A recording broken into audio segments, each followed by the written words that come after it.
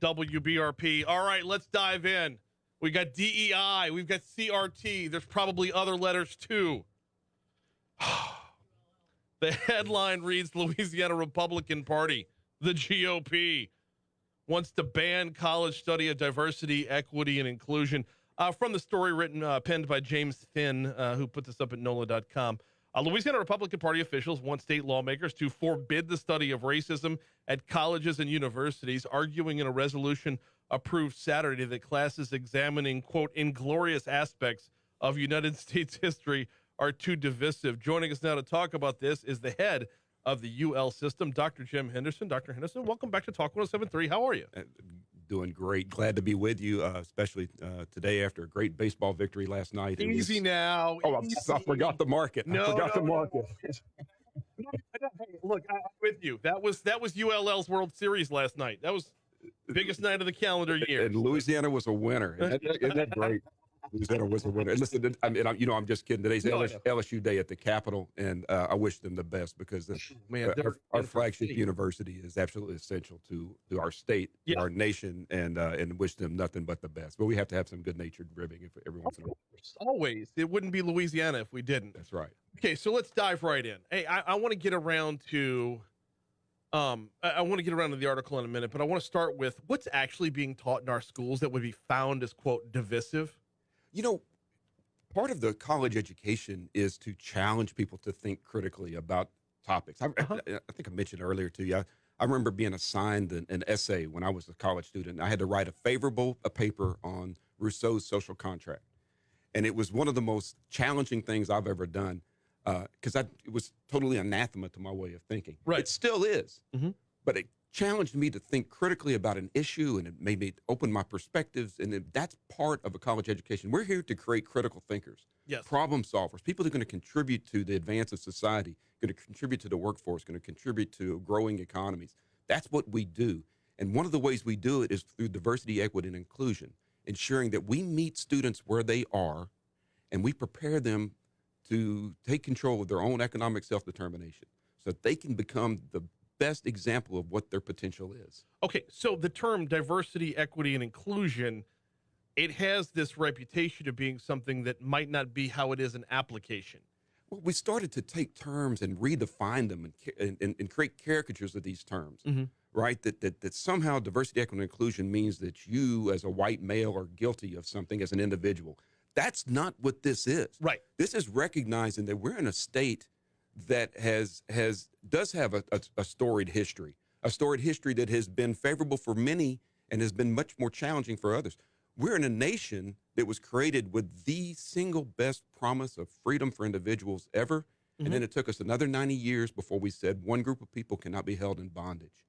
And then we are a state that in 1898 enshrined in our Constitution non-unanimous juries. Yeah. Because we couldn't get unanimous juries if 3 of the 12 had to be black. Right. So we said with 9 you can convict. Now we modified that to 10 in 1972. And then recently, and this is the march of democracy and the march of evolution of society.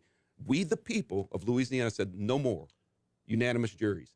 That's a great sign of who we are. But we can't erase that past and understanding what that past means to us, because if we forget the lessons of the past, we're doomed to repeat them. Okay, now how do you walk that line of, bad stuff happened, really bad stuff, and we've grown from it? How do you walk that line between learning that without pinpointing, quote unquote, your ancestors are evil and because you're a white man, so are you?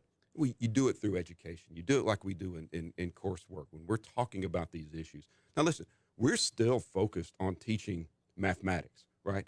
English. We want you to be able to write, but we want you to write critically. We want you to write and showcase these core competencies that undergird every degree we have. Critical thinking, problem solving, cultural competence. You know, you have to work with people today in the workforce that come from completely different belief systems, that have different backgrounds. It doesn't change anything about who you are, but you have to be able to work productively with these folks if you're going to be able to contribute to the economy.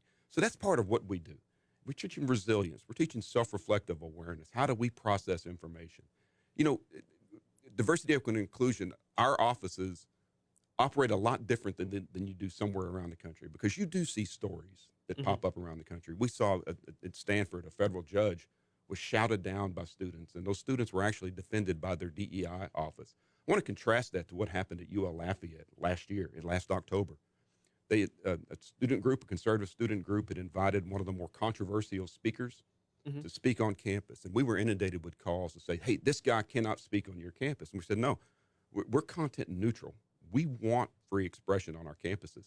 But the DEI office stepped in and said, listen, we're going to have a panel discussion about digital literacy, about information literacy.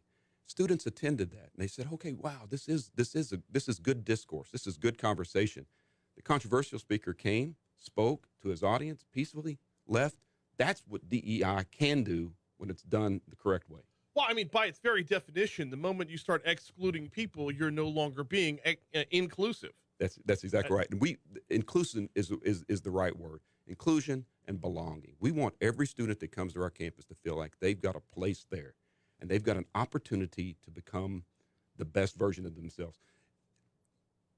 It's so much that, and you know, when I read the resolution, one of the things that kind of stuck out at me was this notion of hopelessness. We don't teach hopelessness. In fact, our educational equity initiative is named for Reginald F. Lewis, a man who grew up in inner city of Baltimore, got himself an education, went to Harvard Law School, invented the leveraged buyout, and bought billion-dollar Beatrice Foods, a European conglomerate. That's not hopelessness. That's that you can become the first black billionaire in the United States. That's what Reginald F. Lewis did. And so it's exactly the opposite of that. What we're doing is about hope, and it's about developing individuals to their maximum potential. We're talking with Dr. Jim Henderson about DEI on campus, CRT on campus. CRT is another one, man, that really it's grown legs of its own.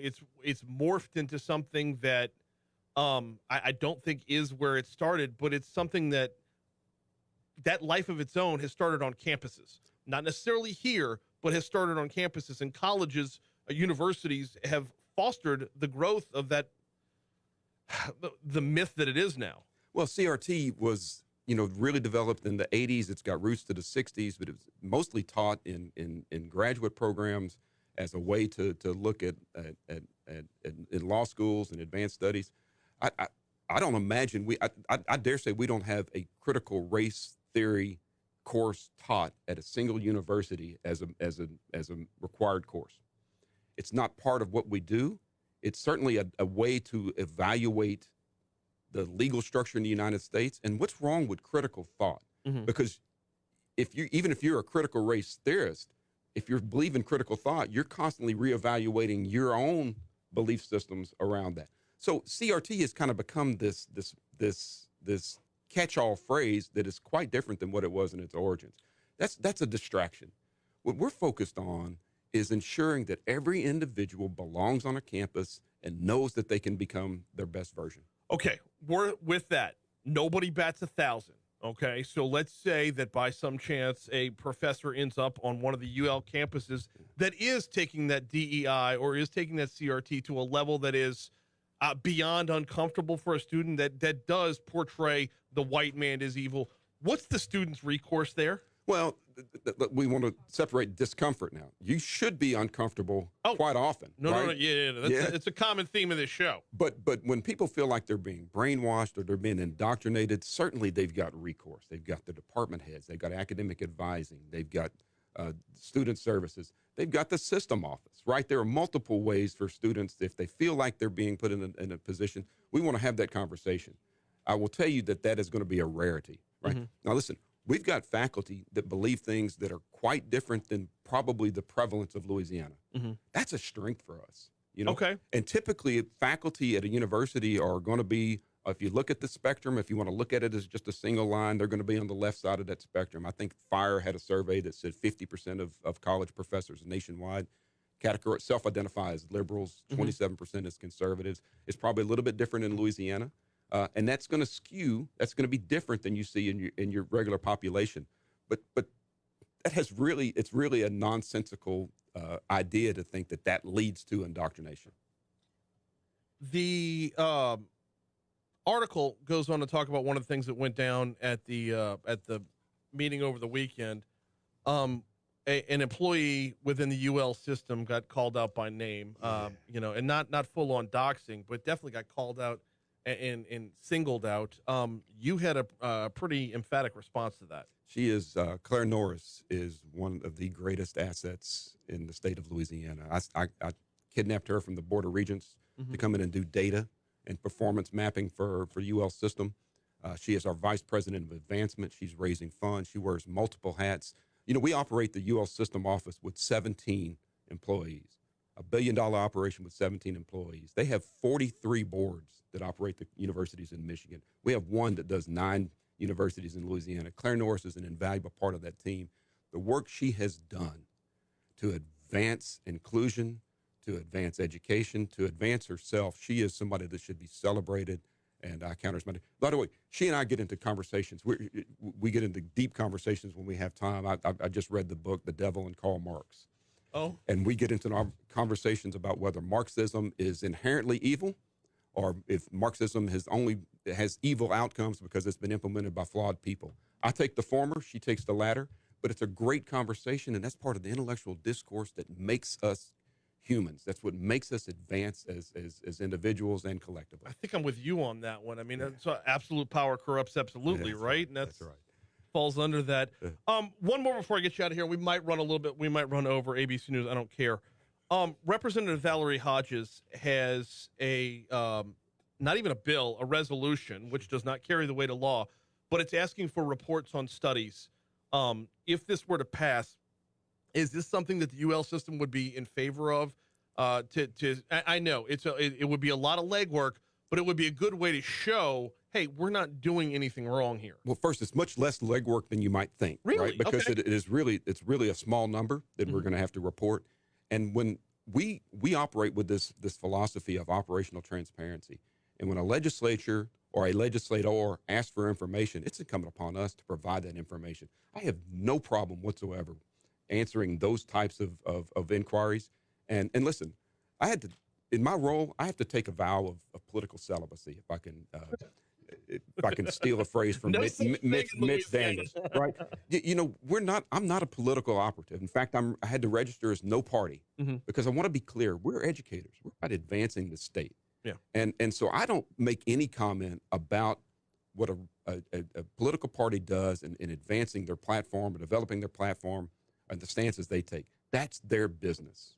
However, when they do start talking about specific things at our institutions and specific employees, that's when we have to weigh in and say, listen, this is the truth.